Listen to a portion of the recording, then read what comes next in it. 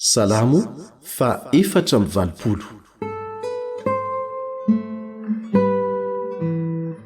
Alahelo ny tranon'Andriamanitra ho an'ny mpiventy hira. Salamo nataony Korahita. Endreny atsara ny tabernakelinao Jehova, tompony maro. Manina sady vontona alahelo ny kianjan'i Jehova ny fanahiko. Ny foko sy ny nofoko mioby an'Andriamanitra velona. Eny ny tsikirity mahita trano, ary ny siditsidina mahita kany ho azy hametrahany zanany. Dia ny altaranao Jehova tompony maro, mpanjakako sy Andriamanitro. Sambatra izay mitoetra ao an-tranonao, hideranao mandrakariva izy. Sambatra izay olona manan-kery avy aminao, ao am-pony ny lalana.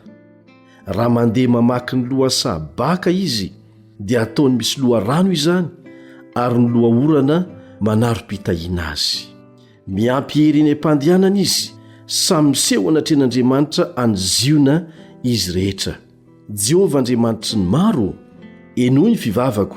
Mandrenesa ry Andriamanitra Jakobo, Andriamanitra ampinganay io, tsinjovy ka jereo ny tavany voaositrao. Fa nindray andro ankianjanao dia tsara noho ny arivo.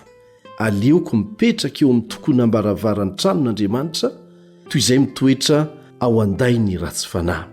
Fa masoandro sy ampinga Jehovah Andriamanitra, fahasoavana sy voninahitra no omeny Jehovah. Tsy azo zavatsoa amin'izay mandeha amin'ny fahitsiana izy.